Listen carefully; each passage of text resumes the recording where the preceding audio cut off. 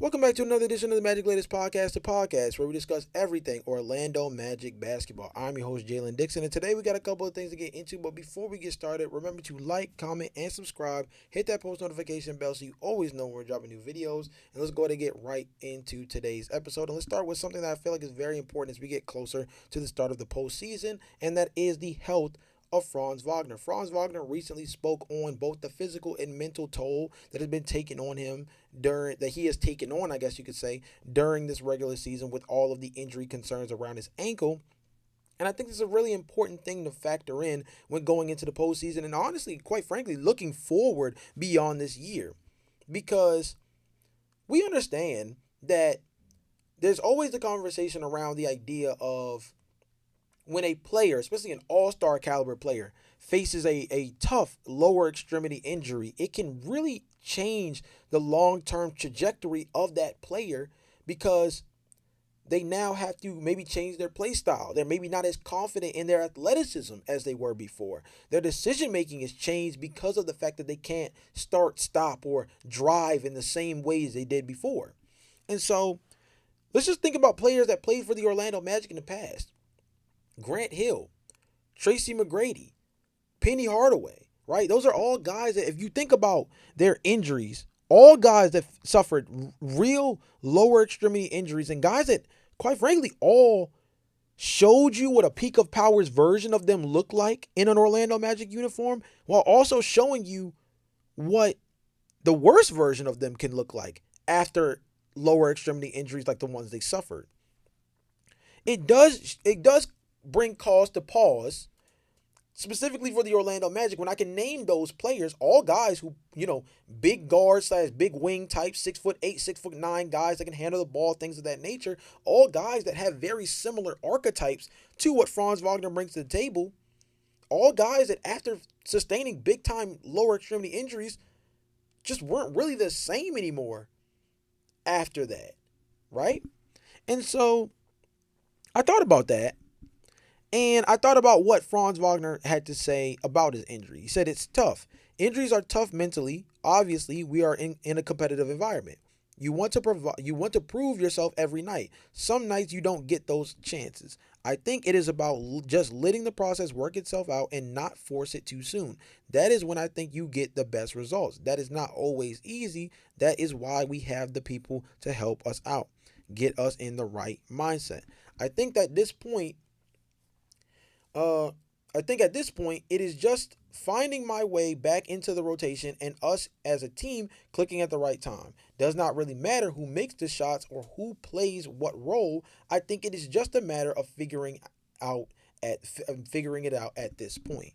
And I feel like that's such an interesting statement of saying I'm not really worried about what the pecking order is. I'm just worried about us all being able to gel together. And there's certain validity to that because of the fact that this team has not played very much together. I miscalculated last episode and said it's only been about 70 something minutes that the main trio of Franz Wagner, Paulo Banchero, and Desmond Bane have played together. It's actually closer to about 140 or so, 150 or so. But still a very, very limited sample size for a big three that came into the season with high expectations to not only like help lead this team to the playoffs as like a legit top four seed in the East, but like we were having conversations in the offseason of like, okay, especially with the new formatting for the All-Star game, like could the Magic have three All-Stars?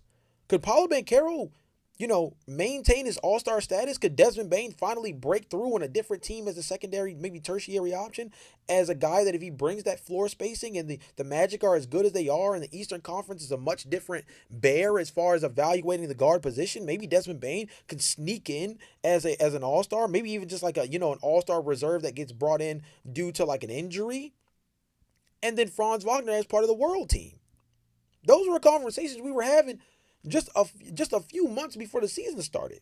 And it hasn't played out to that extent. But I think more importantly, beyond them just needing to gel with each other, I think it's important to identify that like Franz Wagner is going to have to be a legit number two, if not, at worst number three option for his team. Like I do understand he's saying it doesn't matter who makes the shots or who plays what role. But one thing we do know is that Franz Wagner has to thrive in the role that he's created for himself with this Magic team as a secondary lead star and the primary like lead ball handler on the perimeter. In my personal opinion, I think the excuse me, I think the Orlando Magic offense is a lot better when Franz Wagner almost acts as a pseudo point guard decision maker. I think that's when he plays his best basketball, personally. That's when I think the Orlando Magic play their best basketball, personally. It's not when he's trying to be like, he's not trying to Steve Nash assist everything, but when he is a lead initiator, it just changes the way this Orlando Magic offense looks. So I think as easy as it may be to say, like, it doesn't matter what role everybody plays, no, there is a role for Franz and a role for all of these guys that maximizes who they are on this team. Paulo Banchero is a low post, one dribble, two dribble, efficient scorer at the best version of himself. Desmond Bane is a guy who can be a legitimate closeout driver. He's a dude that if you try to press up on him, he can beat you on the blow by. He's also dangerous as a catch and shoot shooter, right? Franz Wagner, I mentioned him as a pseudo point forward. Jalen Suggs, guy who spaces the floor and is a dangerous point of attack defender that helps generate transition offense by playing passing lanes, causing deflections, causing steals. Right? Wendell Carter Jr., jack of all trades player, but his primary asset that makes him the most dangerous is what he's able to do on both the offensive and defensive glass and what he provides as a big body in the paint as a rim defender. Right? Like, all of these roles are very important as far as this team trying to figure out their identity going into the playoffs. So although these roles might seem like minute to Franz, I think that identifying and understanding these roles is actually part of how they figure out what makes them the most dangerous when everybody's fully healthy and together as quickly as humanly possible. And they, quite frankly, do not have a lot of time to go ahead and put all of that together. So I'm excited to see what Franz does during this upcoming playoff. I'm very excited to see what the situation is as far as who their first round matchup will be when they make the postseason. And I genuinely believe that Franz is going to have to be an important impact player in order for them to even remotely feel like they can come out of the first round and finally get over that hump that's been eluding them for the last 2 to 3 years. But if we're talking about the playoffs, more importantly, we're at a point now where, like, the Magic just have to handle business. You've got the Chicago Bulls and the Boston Celtics left on the roster on the schedule, right? The Bulls are bad and going through front office turmoil, and for some reason decided they wanted to win against the Washington Wizards, but the Washington Wizards are the Washington Wizards. Orlando is a much, much better team than the Washington Wizards and should be a team that blows Chicago out by like 15, maybe 20. Like, legitimately. Now, granted, it's at the UC, so maybe the Bulls play up in that game because it's one of their last games they're one of their last games, if not their last game, in front of the United Center Chicago Bulls fans, right? But still, and then with the Boston Celtics, the Celtics are likely to sit probably all their main guys the last game of the regular season so that they can make sure that they're fully healthy going into the playoffs. You, as the Orlando Magic, have to finish out. You have to finish out strong. You have to close out this season on a 6-game winning streak. Because, unfortunately, the Toronto Raptors won the other day, which, as I mentioned last episode, I said the way that this whole thing can get locked up by the Orlando Magic, where the Magic can jump around and mess around and be the 5 seed, was if the Miami Heat won, which is why I said at the end of that episode, everybody that's an Orlando Magic fan is a Miami Heat fan for a night. And the other one was the Philadelphia 76ers playing up against the Houston Rockets. The Houston Rockets handled the job for us in beating the Philadelphia 76ers. Toronto, on the other hand, was not nearly as kind, and they won by 14 points against the Miami Heat the other night. And so what that means is the Orlando Magic need to win out. They can't finish any lower than the 7th seed as things are currently constructed. So in order to miss the playoffs, they would have to lose 2 play-in games to miss the playoffs. So I feel as though we could pretty much almost guarantee that the Magic are going to make the playoffs this year. Just based off of that alone, because they have 2 shots to do so, and they're of the pool of teams that they're going to play between Toronto, Charlotte, Philly, right? I feel like Orlando, even if they lose one of those games, they can win the second game and still secure the 8th seed. But in order to jump up as high as they can't get to fifth, but they can get as high as sixth, which would still keep them outside of the play-in tournament. They need the Atlanta Hawks to lose their last two games. The Atlanta Hawks, unfortunately, are in a weird spot because they play the Cleveland Cavaliers, which is a team that I would think the Cleveland Cavaliers could handle the Atlanta Hawks, but I have a weird feeling they might sit Donovan Mitchell. They might sit James Harden in that game. Maybe. Not entirely sure. I don't think they should. I thought that they had a really good matchup in their most recent game against one another, which was almost a pseudo playoff atmosphere, and I think that they're going to maybe try to pursue that again in Atlanta this go around. Let's say we can bank on Cleveland to get the job done and get that first loss for us. Now we have to become Miami Heat fans once again and hope that the Miami Heat can take out the Atlanta Hawks in the final regular season game of the season for them. So essentially what I'm saying here is the Magic need to. There's no ifs, ands, or buts about it. In order to even remotely avoid the play-in tournament, the Magic have to, not even just need, they have to win the last two games of the regular season in order to even give themselves a fighting chance to mess around and still be in the playoff picture without having to play a play-in tournament game. But at the same time, they're just going to have to hoop and pray. They're going to have to win their games and hope that the Hawks lose out. The Magic cannot finish any lower than 7th, which is a good spot given the fact that if they're going to be in the play-in tournament, at least be in a situation where you could either play your way into the 7th seed or have a second chance at life and still play yourself into finishing as the 8th seed in the playoffs. It's a solid spot to be. Even in a worst-case scenario situation, that's a solid place to be in. But to dodge the to dodge the play-in tournament altogether, the Atlanta Hawks have to lose the last two games. Now, thankfully, the Cleveland Cavaliers, right? The Cleveland Cavaliers are in a situation where they may not truly be able to afford just sitting their main guys against Atlanta because they're only one game back of the New York Knicks for the 3 seed. Right? They're only one game back of the 3 seed, which would ironically have them playing the Atlanta Hawks in the first round if everything were to shake out as it's currently set. If Cleveland were to jump New York and Atlanta stay where they are, that would be the first round matchup. On the flip side, they're not going to finish any lower than 4th. So maybe they do sit their guys. That's a tricky spot to be in. Miami,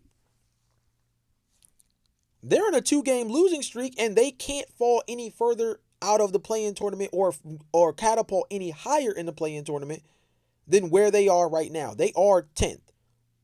They are firmly 10th, and the best that they can do is maybe if the Hornets lose their last two or their last one, whatever the case, their last two, and Philly continues to slide as they've lost their last 3 games, maybe Miami can still jump up in that sense, but they still be in the play-in tournament.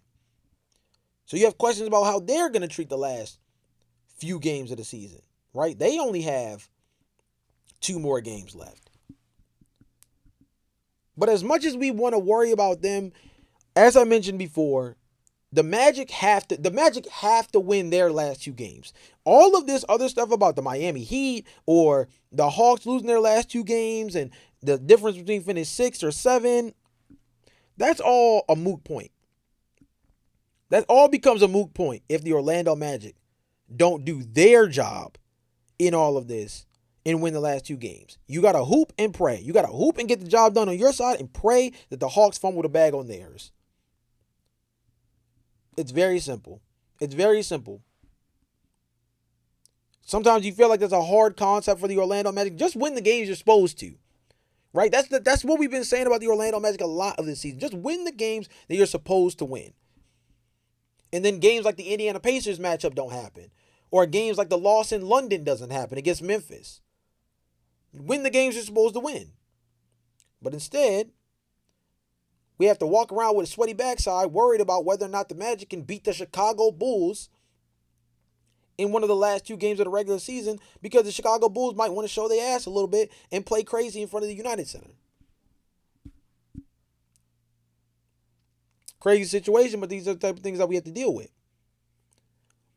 Last but not least, let's go ahead and talk about you guys' comments from last episode. Shout out to you guys, as always, for being live and active in the comment section. Let's start from the top again. And Jay-Z, like the rapper, says, I feel something. I'm telling you, brother, the momentum is there. The schedule is set up in favor for this team to be able to close the year out on a 6-game winning streak. There is a mathematical capability for this team to be able to still finish as the 6th seed and maybe play either of the New York Knicks or the Cleveland Cavaliers in the first round. And even if they don't achieve that and they finish as the 7th seed, they still have 2 play-in games to be able to make the postseason, involving a chance for them to still maybe play either the Knicks or what would be the Boston Celtics. Or if they finish as the 8th seed, they will be playing the Detroit Pistons in the first round. All interesting first round matchups. I feel something as well, my boy. Sharp T9 says we already have enough players. We're developing Penda, the rookie point guard, talking about Jace Richardson, and then Kane. How many years are we supposed to be developing players? At some point, you got to fill the roster with players that are ready to win. Jay-Z, like the rapper, say Penda, Kane, and Little PG aren't helping us win a high-level third stringers. Jason says Penda will eventually, but I understand too. We've been developing players We've been developing players since the Dwight era. It's time to bring some big boys in that have experience. So this is so interesting that you guys say this, because I kind of agree. I'm a big fan of Noah Penda, and I've been talking about Jamal Cain for quite some time, and I don't even necessarily know if he's a developmental project. I think he's a guy that his skill set does translate on the main roster really well, especially if he's going to keep shooting 40% from beyond the arc on 2, 3, maybe 4 3-point attempts per game in the minutes that he plays. I think he plays a brand of basketball and has an upside to him that I think does translate. Penda is a little raw, I will say, but he is a player that has legit overseas experience, and I think has played, against grown men in a strong enough fashion that I trust him as part of the main roster. Jace is the one that I think is more of the developmental project that you're talking about there, and it's because undersized point guard, needs the ball in his hands to be the most effective, can be a catch and shoot guy that comes off of screens and things like that, but a guy that, in order to see the best version of him, is still going to involve having to really let him figure out the studio space a little bit. And I think he's going to be the one that, especially on a team that has Jalen Suggs, Desmond Bane, Anthony Black, Javon Carter, when you go down the list, it's like, dang, bro, same thing happened to Jet Howard. It's like, where are the minutes gonna come from? Where are the minutes gonna come from? Even if you think about wings, if you want to worry about Jet Howard, you got Paulo at the 4, you got Franz, you got Tristan and Silva. Those are your trusted 3 guys right there. And then after that, it does become a bit of a question mark, but still, it's like, where do you get those minutes from if he's not knocking down his 3-point shots? If Jet's not gonna be a 40% 3-point shooter, there's not a lot of other really high upside things that Jet Howard brings to the table besides bringing floor spacing and being a really good ball mover, which is something that he does show in his minutes on the floor with the main roster. He's very good at being a connecting piece next to the other second unit guys. Seigyoku says, assuredly, I'm not the only fan who expected more older prospects last summer after the Silva. Yeah, I kind of think that's where I'm at. Okay, for example, in this 2026 NBA draft, if the Orlando Magic had a high enough pick, or even let's say just barely outside the lottery, an interesting guy that would come to mind is Michigan's Yaxel Lendenborg. Now, a lot of mocks are mocking him as a fringe top 10 guy, but he's 23, 24 years old. He was in the same draft class as Jalen Green. Or at least that's the year in which he came into college. That's the draft class that he would initially have been associated with as a freshman. The guy's 24. That's the exact kind of NBA made ready product that the Magic would grab. A Ironically, another Michigan forward, ready made to play, out the gate, 6'9", 6'10", can stretch the floor, very aggressive as a scorer, definitely a dangerous type in transition, can be like almost like a Tobias Harrisy kind of guy.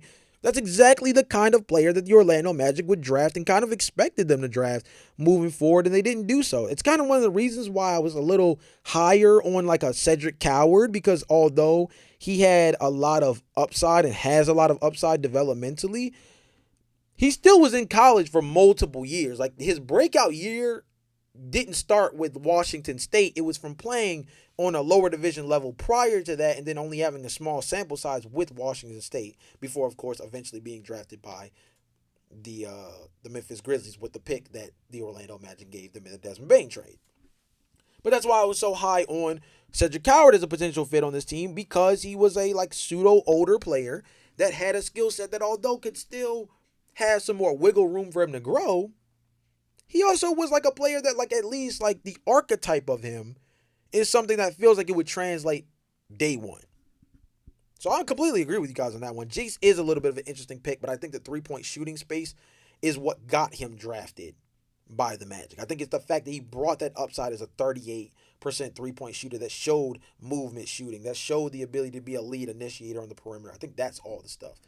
In regard, Berto the Magician says, in regard to a player in mind that you would like Jace to model his game after, I would say Lou Williams. Okay, that's a great fit. I didn't want to go with a very stereotypical 6-man high volume scorer off the bench type that was like too direct. Like Lou Williams is very, very high praise. Like Lou Williams, Jamal Crawford, those are all like really interesting. Jace Richardson to me needs to be everything that people want Cam Thomas to be for a real legitimate winning team.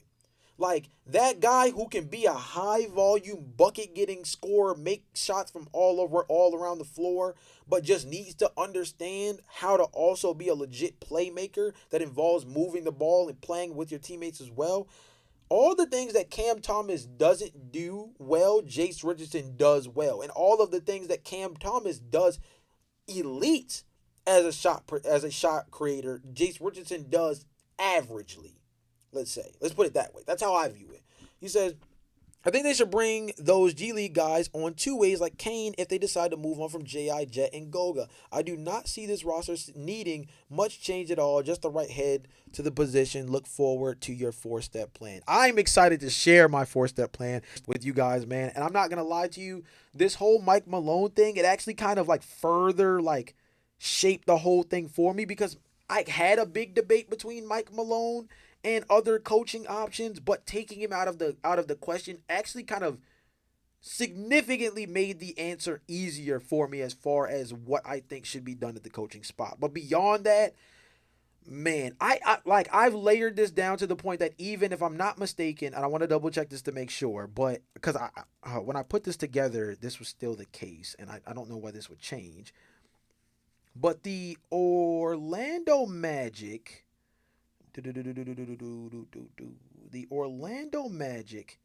have a pick, yes, the 47th pick in the second round. I know it sounds silly. I know it sounds silly, but they have the 47th pick in the second round. And oh man, let me tell you something, bro.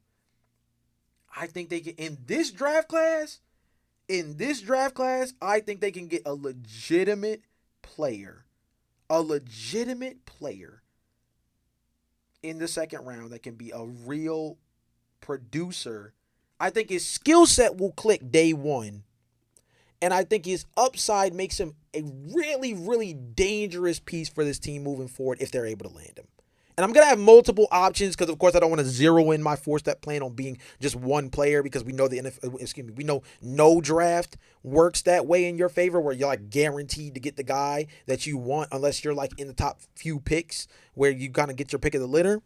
So 47 is obviously way, way beyond that, but oh man, I'm excited. I'm very excited for that. Alpha Melanin says we really need the 6 spot for me to feel comfortable. I can see us beating New York in a series. That 7 spot, not so much. I'd rather face Boston with a round under our belt. If we do go to the play-in, I'd rather face Detroit first round. A young team that's never been to the playoffs, never been playoff battle tested, would be a better route than facing MVP JB and Tatum. Hopefully, playoff Paulo shows up and gets help this time. I think there's a great point here. I think there is a world where if you get the 6 seed, I think you layered it pretty perfectly, right? Dodge the Celtics, unless you, like you said, get a playoff series under your belt. You would have to beat the New York Knicks in order to then face the Celtics to get to the ECF. So you dodge the Celtics first round. So that's a team that's already familiar with you, and that's a team that's already caused you trouble in the past, and now they're getting healthy and getting right at the right time. And they've arguably had a better season from their second best player than he's ever had, and now they're getting arguably their best player back, and he's playing at a at least all-star caliber form as of late as well. Detroit, as you mentioned before, I think this is a weird one where I would say this is the beauty. Excuse me, this is the beauty of if you finish in the play-in, the Magic cannot finish any lower than 7th once the play-in starts. This is the beauty of that, because no one's going to tell you to lose on purpose, because that's crazy, because you can't guarantee that you'll win the second game to guarantee that you'll be in the playoffs. But it gives you a situation where you're in a really good spot because you get 2 bites at the apple. So even if you miss out on the 7th seed, you get to maybe play for you get to play for the 8th seed, and arguably the 8th seed is a more preferable first round spot to be in. I agree with you. If I'm the Magic, you want to finish either 6th and play one of either Cleveland or New York, or you want to finish 8th and play the Detroit Pistons. But I do not think you want to play the Boston Celtics as your first round matchup to kick things off. I completely agree with that. Triple Bro says that's all y'all want to talk about is changing the damn coach. This sucks. This sucks. Orlando's fans and organization always run these coaches and players away. Let's focus on this season. So my next question to you should be, A, are you just ignoring all of the news around the fact that Jamal Mosley has been on the hot seat? Bleacher Report literally wrote an article the other day that said 8 to 10 coaches could find themselves on the way out this upcoming summer, and that Jamal Mosley is at the top of the list. And ironically, Jamal Mosley is already one of the top candidates for potentially landing a job with the New Orleans Pelicans. Yes, this is an actual report. Like, it's not just talking about wanting to change the coach because of everything we've seen. It's also because literal reporting is saying there are worries about Jamal Mosley as the long-term coaching option. There are going to be a lot of potential coaching vacancies, which means there's going to be a lot of other potential coaching options on the open market. The Magic didn't get to make a run at Mike Malone because he signed with UNC.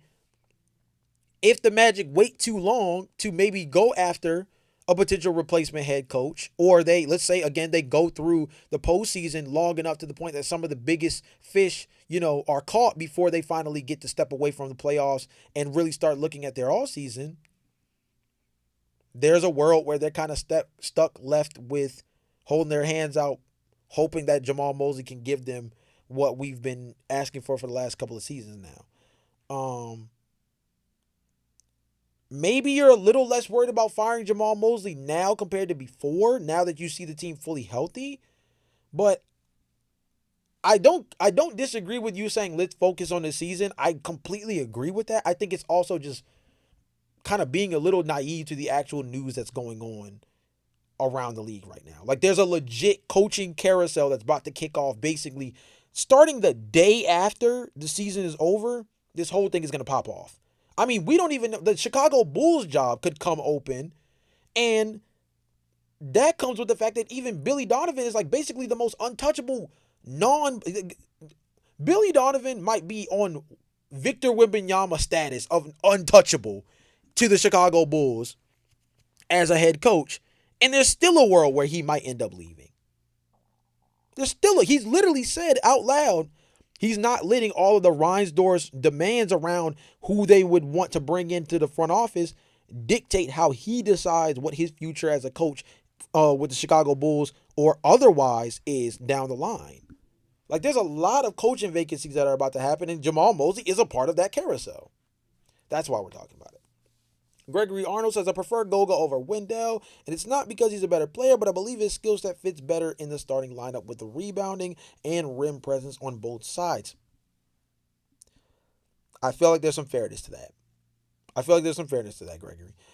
WCJ would add a punch off the bench, kind of like a Bobby Portis. On my criticism of Mosley and his creativity, lineup, and player blending, I don't think we spend enough time testing a three-guard lineup, which seems to work within the sample size. Paulo at center, Paulo at small forward with two bigs, or Ji is as a package or change-up defender against certain matchups. Maybe a box in one. So zone where he gets a roam or pressure package, kind of like Gary Harris and AB was last year. Mosley really struggled this year, in my opinion, offensively and defensively, which was a surprise. Okay, so peep this real quick. I think something that you said from a nuance standpoint was kind of really dope, and I want to build off that. So number one, the thing about the Bobby Portis fit, I think I completely agree with you. I also would say look at the Milwaukee Bucks and look at how they're in the exact same situation of, but who can you trade for that's better than Bobby Portis with the assets you have? Right? That becomes the big question. Who can you trade for given their current financial situation? Who can you trade for that would be an upgrade from Bobby Portis to then allow you to then start that new player next to Giannis and have Bobby Portis bump to the bench? Because they can't upgrade Bobby Portis. Quite frankly, from a financial standpoint, they can't upgrade Bobby Portis without trading Bobby Portis. And I think it's a very similar thing for Orlando. Is like you can't upgrade Wendell Carter Jr. without trading Wendell Carter Jr. And even if you trade Wendell Carter Jr., how many centers that are actually like legit in the conversation to be on the trade market can you trade Wendell Carter Jr. to get that are better than he is? Like, do you definitively think that Nicholas Claxton is better than Wendell Carter Jr.? I don't think so. Maybe there's a world where you say that Nicholas Claxton fits better on this team than Wendell Carter Jr. Maybe. I can understand that aspect of it to a certain extent. But is he better than Wendell Carter Jr.? I'm not necessarily sure. And I think that's the same thing you're saying with Goga. And that's a tricky thing right there, right? Because outside of the fact that you're sitting, a $15 million player for a $8 million player to start over him, there's politics in this league too, man. So that's a tricky one. I don't necessarily disagree with you, but that's where politics get in the way.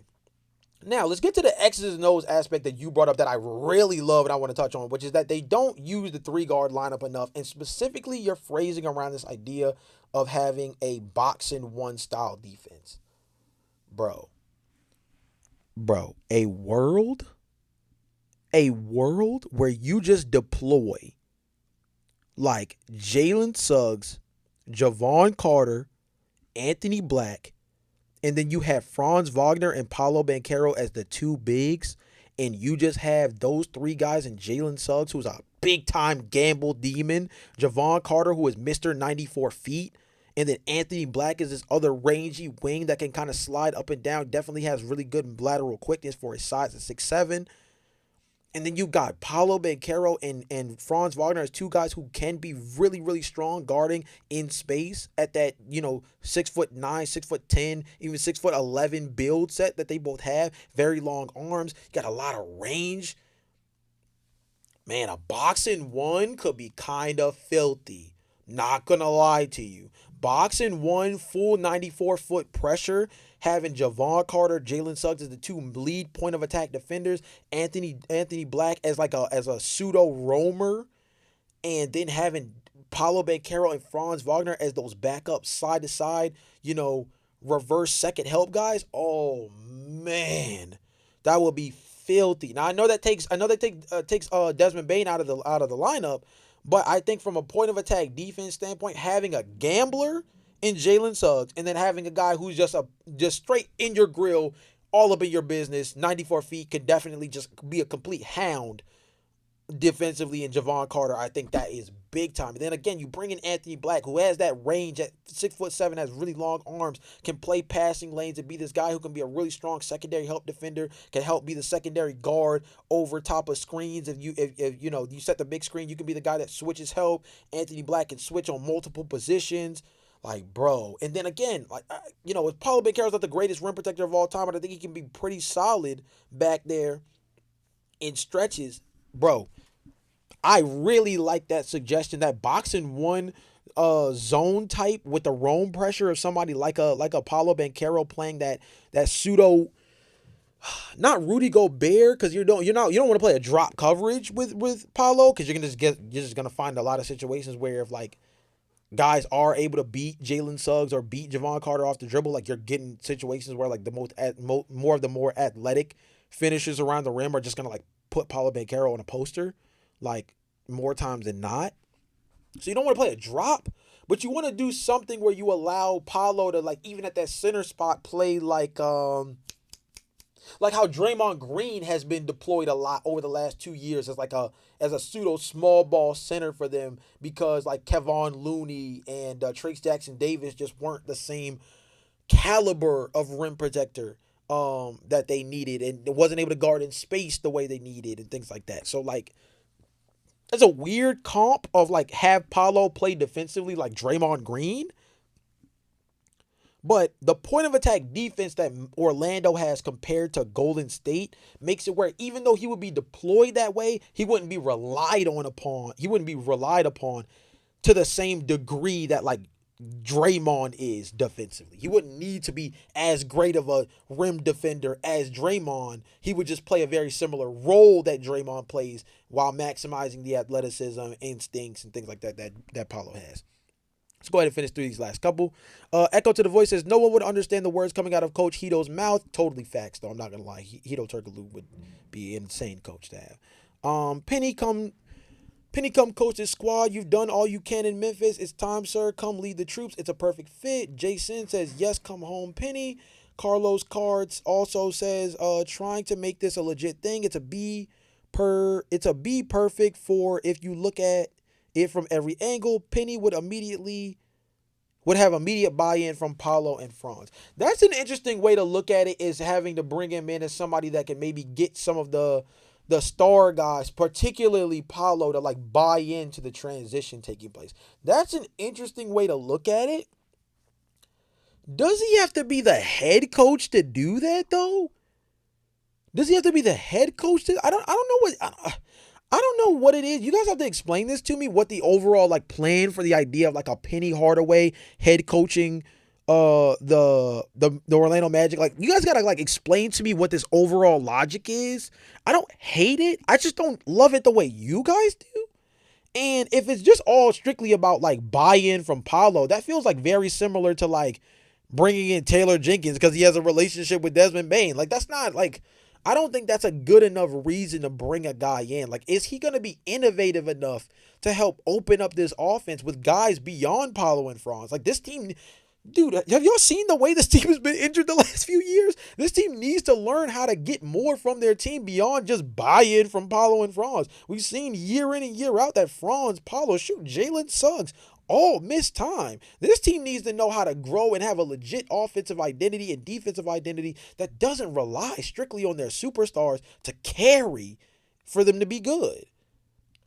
If Penny brings that, sure, but like, what about what he's done in the college rankings make you guys feel that way about him? That's the part that I'm kind of losing. But I'm sure you guys will let me know. Carlos, let me know in the comment section down below, because I'm sure that you have like a more elaborate viewpoint on this than just kind of like him just being a fit. But I'm interested to hear what that is. Dutch Entertainment says, I really hope they bring back Kane and Carter. Same. Cryptic Blue says, I wish we traded for Reed Shepard, but our GM has sloth brain. Who would we have traded to get Reed Shepard? We clearly weren't going to get the third overall pick from Houston. So who, you're talking about like trading at the trade deadline? Because like, I don't know, especially this year, no Fred VanVleet. Already, I mean, if I'm not mistaken, I believe the number on it is that Houston has like over $100 million just sitting on the bench injured. I don't know if they were going to give up Reed Shepard anytime soon. He was in conversations because he had a bit of a rough start to the year, but even if Weltman has sloth brain, which I'm not necessarily saying you're wrong about, who are we going to trade to get Reed Shepard to make it work? Drop the trade package in the comments down below. Nelson Santana says everybody on this team has talked about being traded. Everybody, Franz and Black, were not because they didn't play. Are you talking about on the podcast or like in general? Cause I mean, we probably had conversations about every player, but I think that has more to do with the different trade packages that have been presented, whether it's Bleacher Report, The Athletic, Sports Illustrated. There's been a handful of different trade packages that involve going after a Giannis, going after Karl Anthony Towns, going after Ja Morant. And the reason why all of these guys have probably been discussed in trade talks at that point is because the Magic are not financially in a situation to be able to trade maybe just one guy to go get another big name. Like until next season, where maybe they could trade Apollo, or maybe they could trade, or if they wanted to trade a Franz, or I mean, if they felt a little bit more open to trading Jalen Suggs, as I mentioned before, like those are the three names that come to mind as guys that would get moved as big salaries. But this year in particular, the trade deadline for the Magic to do anything that was going to involve them getting better, that wasn't trading like Jalen Suggs at $35 million, and even then you'd probably have to pair something with Jalen because of his injury concerns. Any trade for Orlando probably involves moving like two, maybe even three players to go get somebody legitimate. So I think that's why. I'm not entirely sure. Sharp T9 says all sports copycat in the 90s. The NBA played inside out. The NFL ran the ball more in the 90s, early 2000s. Now it's a throwing league.